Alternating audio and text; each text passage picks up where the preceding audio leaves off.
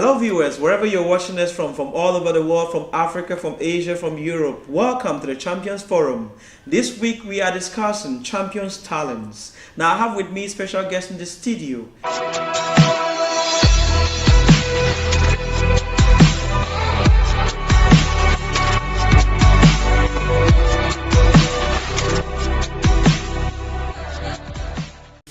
Welcome back.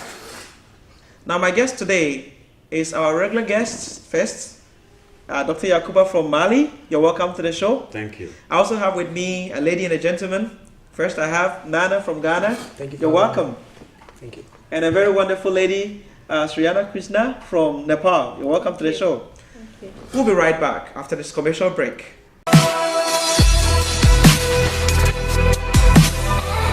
Okay, so Papa, welcome once again. Thank you very much. All right. You heard the introduction. We are talking about talents. When do we say somebody is talented or has a talent? Well, we can say that somebody has talent who is talented when this person distinguishes himself or herself with a particular activity. That is a talent. Okay, so, one term that is normally synonymous with talent is skill. Are they the same? According to my understanding, talent is different from skill. Talent is something that is innate. We are born with the talent. The talent is a kind of predisposition that is in us. So it becomes skill when you work on it. So we can say that the skill is the talent when it is developed. Okay, so can we say that talented people are also skilled people? Definitely. All right, thank you very much. Before I go on to my next question and I ask my guest here, one thing that we normally confuse ourselves with is that talent is reserved for very few. For example, we have talented footballers, talented musicians, talented actors.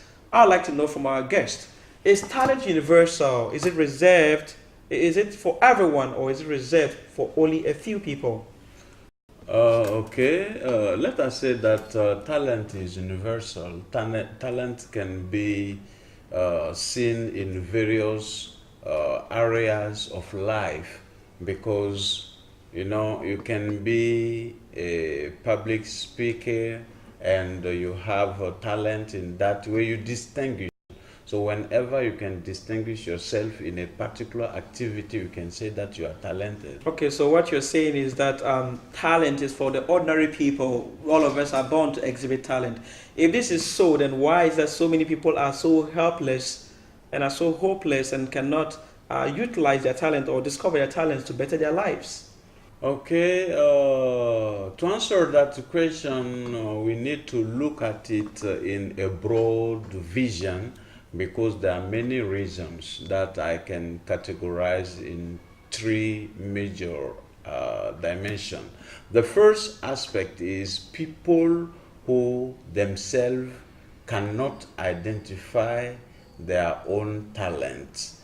The other point is the parents. Sometimes you will see that a parent doesn't want his child to perform in a particular area when it is really a talent in him. So because of obedience, the child will also let the talent die in him.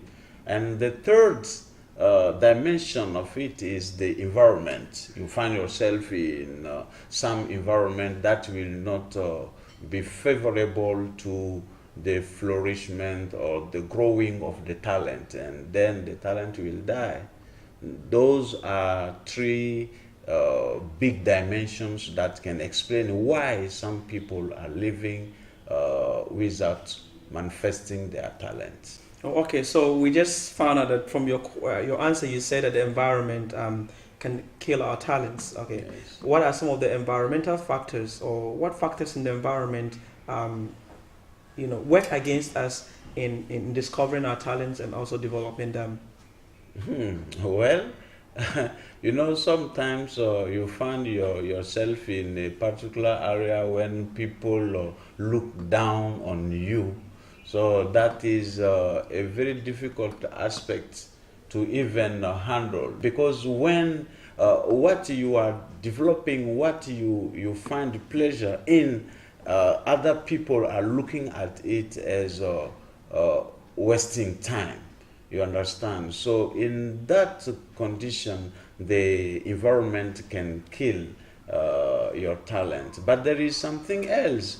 Maybe the environment itself will not allow you to perform your talent.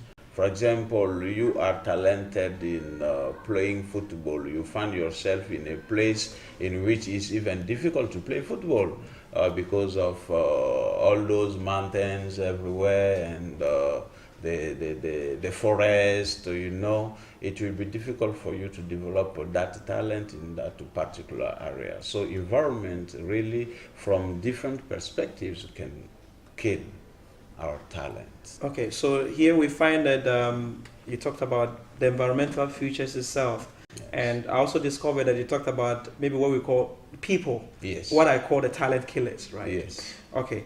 Now, one very important thing or factor that I have noticed is people are supposed to give us a platform for us to be able to discover our talents or to be able to develop our talents.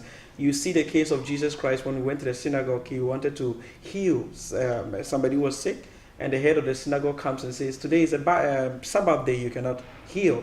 So, what role do people who are supposed to give us a platform, and what role do they play in killing our talents? Can they kill our talents?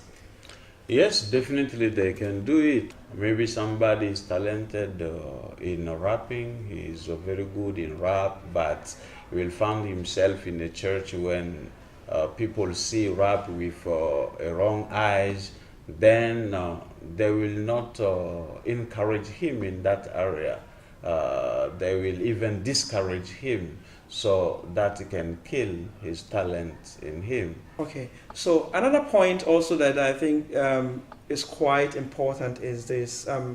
We see that when maybe you have a talent and you're developing this talent, maybe others will be happy for you, right? But of course, it's not everybody that will be happy for you. For example, if you are in the same football team, and I did play football a lot, you realize maybe you are competing with somebody in the same position, and maybe that person is on the bench, but you are always playing. That person wishes that probably you will be the one playing. Can we say that there are people who are more or less like adversaries who challenge us in developing our talents? Very good question. According to my understanding, if you don't have an adversary, then you are not talented. Yeah, that is my understanding of it. Sometimes I used to say that when you discover that people are behind you, it means that you are ahead of them. So talent puts you ahead of people, then some will be behind you and they will kick you. You have to be focused and continue to develop your talent. Okay, so we've talked about maybe the negative, but one thing that is positive but still can work against us is maybe the crowd. Maybe you're talented, you're doing something, and the crowd is behind you. They are probably making you swollen-headed, making you feel like you've arrived. Okay, can the crowd kill our talents? Yes, definitely the crowd can also kill the talent when you have fans who don't have vision. Sometimes you will find yourself with people who just want to eat out of your talent instead of help you to build it. So you will find yourself with 100 people to whom you are giving money, you are taking care of. So they will hold on you instead to help you to go ahead. So they will maintain you. That is an aspect. For example, you are a young man, you are talented.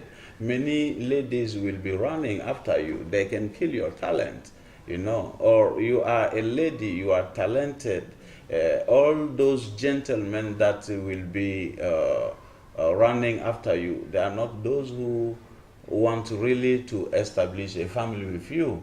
So there are also people who are running after interest. So when you are talented, you should have open eyes to understand, to discern the real fans and occasional followers.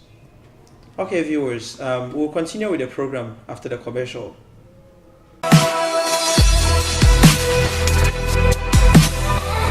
Welcome back to the program. I have with me Nana once again, and then Triana. Yeah. Okay, so Nana, let me start with you. You are doing finance, right? Yes, yes. Okay, and I also know that you are a poet. I call you the Shakespeare of Ghana. Okay, so finance and poetry, what do they have in common? Well, poetry is basically the use of words. So, and you can talk about finance and poetry if you want to, but in a normal sense, one would say that they have no connection. But I'm interested in both. I'm interested in finance because I love numbers, and also found out that I had an interest in the use of words. I discovered that actually in high school. So yes, maybe there's no strong connection, but I love both of them. I love both of them. Okay, so would you say that you are talented in both finance and poetry? Talented at finance is something that I've never thought about, but talented at poetry, I would say yes, because I believe it's something that God placed in me. So yes. Okay. Triana, what about you? I know you dance, and Yes. then what else? You do drama, right? Yes, sometimes. Okay, and you just had an LLM. Yes, LLM. Okay, so what is a lawyer doing on the dance floor? First of all, LLM, I mean, I want to be a lawyer. It was my aim. And the dancing, singing, drama, these things are my hobby. From dancing, I feel like I get peace in myself. From lawyering, this my aim. I want to be a voice for the voiceless. That's it. Yeah. Okay, so would you say that you are talented with you have talent in dancing and singing and drama? Yeah, I want to say like I want to take a word from our Yakuba. Like he said, there is a difference between skill and talent. And dance is my talent. I accept it, and this lawyering is skill because I learned it, I studied, and I practice. So I want to divide these things in skill and talent. Yes. Okay, so when did you discover that you have this talent of dancing? Where did it all start? That is interesting. Yeah, from childhood I used to dance. I dance everywhere. When I found a peace, when I found a place to dance, when I found a beautiful song, then I start to dance from childhood. Even even in my kitchen, when I found myself alone, then I start to dance. Yeah, and one day. I got a chance to dance in public. It was a cultural program. As let me introduce that I'm from Newark, and we have this cultural program special for Newark people. And I joined that dance performance, and I won that performance. We got a first position on that performance. Later on, I continued it. I continued to perform in public programs. Then even I danced in a church before I became a Christian. And later on, when I got appreciation from everybody that I have that kind of talent, and I realized, okay, I can do something I can do something from dance. After accepting Jesus Christ as my Lord and Savior, then I found, okay, this is not that from me. It's really a gift and it's a talent that I can I can glorify Him. Okay, that's good. I'll come back to you in a second. Okay, so Nana, what about you? When did it all start? My first poetry piece I ever wrote was in high school, and I think it was in second year. And annually, the school releases a magazine, so they put out the advert. If you want to make a submission, you can just write it and give it to the editorial board. So I was in class, and I remember particularly I was reading an article by someone, I can't remember the name of the person, but I saw an interesting statement the person made. It said, "Is Africa living independence or independence?" I don't know if you understand that. Independence or independence, and Yeah. it really struck a chord in me. So I just decided to write something about politicians, because we all know politicians have that bad name. So I wrote my first piece, "Not Now, Not Ever." And yes, I took it to the editor board, and they were quite surprised. They were like, "Did you write this?" I took it to my friends, and they were also surprised. So there was some level of appreciation for it. But interestingly, after that, I never really picked up poetry until serious. I never really picked up poetry seriously until I came to China. Okay, so we have you, Sriana, that discovered, your talent in dancing from a very young age, and you at high school. Yeah, Two contrasting definitely. discoveries, right? So, Right. okay, so Sriana, how has dancing and singing contributed to your life? Has it added any value to you? Thank you. Yeah, it's really good things in my life. When I got to accomplish my hobby, first of all, I got appreciations from people, and that makes me happy a lot. Like, wow, I'm also getting public faces, like a public person. Once I dance in my one city, and they most of the people and even child recognized me, and when I go in an ordinary day, they call me like from the same song, and they like, she is the dancer, she is the best dancer. Like, wow, it's a So really the good appreciation. thing. Yes, appreciations. Next things I got from it is that um, it's I got a lot of friends, and I can imagine the life of the celebrity, how they feel, and it's a kind it's like, it's really great sometimes, and sometimes it's unsafe. Yeah, I think it is good to use our one Talent? hobbies and talents, but yeah, sometimes there is abstract. Okay. Okay, so Nana, what about you? How has it contributed to your life? Is it just the fans that you receive, the applause after your performance? Yeah, for me as a poet, I really believe that I've grown. In the beginning, maybe the fans really got to my head, and someone will just come up to you and say, "Man, that piece was just the best I've ever had."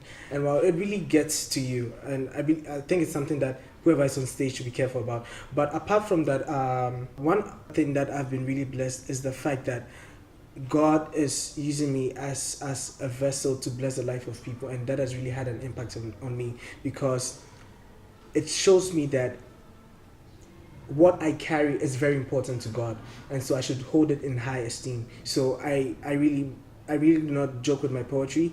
It's really a spiritual thing for me to be able to speak words into someone's life, and for them to say they're blessed. I don't take it lightly at all. So it's really opened my eyes to certain things, and God has really been teaching me through the talent that He has given me, which is poetry. Okay, so let me ask you, we've heard of many poets in Right. history, and we know of many poets. Right. Normally it's in the secular world. Yeah. Now you are more or less like a Christian poet. So going forward, do you aim or aspire to be a Christian poet, a general poet, or is poetry even part of your future goals and aspirations? Wow, that's Christian poet. Well, the whole title of Christian poet it's a debate amongst poets, and people say, okay, if you're a Christian poet, then you have to do strictly poetry. Or for me, I'm a Christian before I'm a poet. So that's how I like to put it. I'm a Christian before I'm a poet. So whatever I put out there, it's what's most important to me is that it's able to edify someone. So that's first and foremost the most important thing to me. But as to how poetry links to my future goals and ambitions, I believe that it's a springboard for something else. It's not. I really do not. Honestly, I do not see myself doing poetry as let's say a career. Like for example, if you're very familiar with poetry, you know of the group called P4CM. There's the likes of Ezekiel, Preston, and all those people do poetry as their daily job, so to speak. But for me, I don't really believe that it's something that I'm going to do in the long term as a poet, but I believe it's something that God is nurturing me in this season for. So in this season, I'm called to be a poet, but it's not something I'm going to stop doing, but I believe God is going to use it. So what about you? Do you have any goals, future goals of becoming a dancer? You talked about being a celebrity. Maybe you'll be a Christian celebrity dancer. First of all, talking about future is very hard. It's not certain. Okay. Next thing, dancing and lawyering is two different professions, so it's hard to balance it. Yeah. What I can say is that lawyering is my aim, and I think it's the best job to do, to give justice to the injustice people. What I can do is that I will not stop to glorify God by my dance and my that gift that God has given to me, but I will not say that I will give more focus on it, because after my graduation I have to focus on the profession and my practice. Then I don't think so I can give more time for my dance and this artistic ministry. But what I can do is that there is my sisters, my church sisters, I can guide them how to dance, I can lead them how to do some artistic ministry, and how can we glorify, and I can testify them how I did. Okay, so you're going to use your talent to be a coach, right? Mm-hmm. To be a coach to them too. Yeah. Okay, Yeah. so you're not just going to lock it away and go to the courtroom. No, I think dance always followed me, and I can't stop dancing my life. Okay, so do you have any advice for our viewers watching you back home? What I can advise for the audience is that everybody has their one talent. Everyone has unique talent. What we can do is just find out what is the talent, what you have got. First, I want to give tips that I found myself.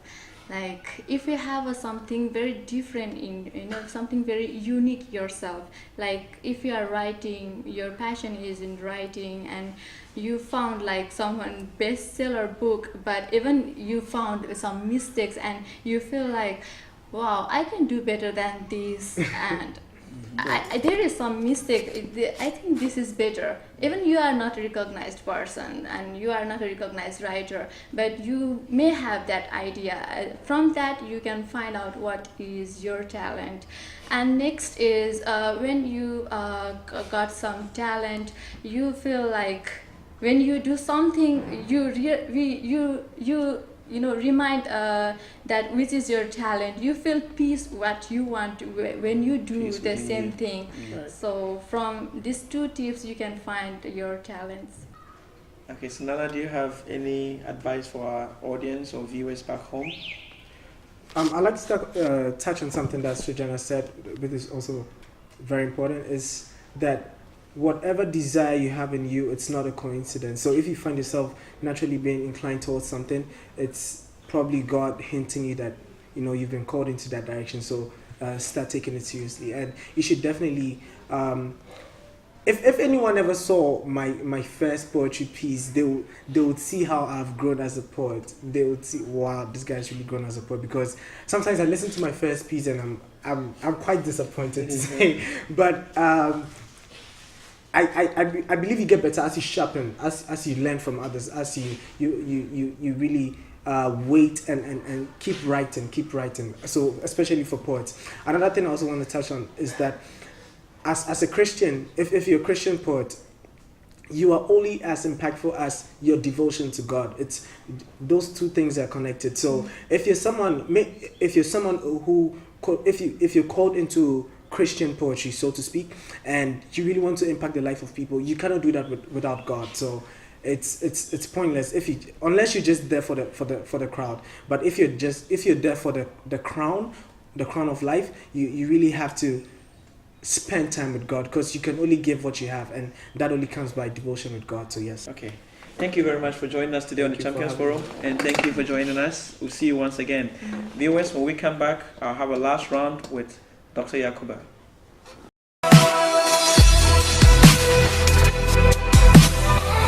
Okay, so Papa, you've heard from our guests Nana and Suyana. They gave account of their talents. Okay, so we've realized so far that everybody has a talent and is innate in us. So how can we therefore discover and develop our talents? Okay, to discover and to develop. Discovering, we have a different way to do it. Somebody can see the talent in you and draw your attention to it. This is a way you discover it. And that I've done with many people. I look at them, I identify their talent, and I encourage them to develop. There is some other way, you yourself, you discover, that in this area, I can make a difference. So by yourself you can distinguish. The parent also can distinguish the talent from your childhood. As you are growing, they will notice that no, this child has a particular knowledge in this aspect. So from those areas, for those dimensions, you can discover the talent. Now, how to develop it? First of all, you have to trust in that talent that is in you. And you have to know that it can take you far. This is when you will take your time to think about it, how I should develop it. Maybe you will approach those who have experience more than you to get some pieces from them. Or you can go on internet to see talented people in the same area to understand how they did to reach to that level. You can learn from that aspect as well. And even in some other domain, maybe from looking at people or asking people you cannot develop, then you can go to the school. For example, dance. Sometimes you need modern dance, classic dance. You have to go to a training place, a training center to develop it, you see. So. Okay. All right, so we find out that maybe talent starts with you, it's inside you, it's innate, it's something that brings joy to you, it's something that you find yourself that, you have peace with, Yes. And something you have interest in doing. Yes. It is also very important for us to understand that our talents are our own, and that sometimes not even our parents can understand the talent that we have. And for this reason, it is very important for you to be able to stand on your own. You need the help of others, but it boils down to you. You don't need a platform. Oh, Papa, do you need a platform every time to be able to develop your talents? Because as we discovered, some people, instead of helping you to develop your talent, will kill you. Now, when you're not given the opportunity to develop your talent or to exhibit your talent, now in that instance, what do you do? One can develop his or her talent in a closet place. Yes, you don't always need a platform to develop a talent, but to make it profitable at a point of time, you need a platform. Then the talent will work for you. At that moment, you eat out of your talent. Okay, so it is very important for you to realize, if you're watching this at home, that you do not need to sit down to wait for an opportunity to locate you. You can take hold of your own destiny. Your talent is yours and yours alone. The world will not give you a platform unless you have something to offer on that platform. Look inside you today. What interests you? What is it that you've been craving for? You might not need to be a celebrity like a football star, a movie star, or an actor. What's important is that today we've learned that we all have talents in us. In whatever field we find ourselves, we can use these talents to better our lives and the lives of others, to make you a great person and to let you stand out among the crowd. This is where we come to the end of the program, and a special thanks to my guest, Dr. Yakuba. All the pleasure. It's always a pleasure to have you in the studio. Thank you. And viewers, you are encouraged to watch the full series of this video if you're watching the trailer. Also, if you have any comments, please submit them to the numbers on your screen. If you would like to demand this video or videos of earlier editions, kindly send us a message to the lines. You can add us on WeChat or you can add us on WhatsApp, and we'll gladly send you a copy of the video. On this note, we come to the end of the program. It's been a pleasure having you as always. This is the Champions Forum, and it's been me, Isaac Ibrahim. Goodbye.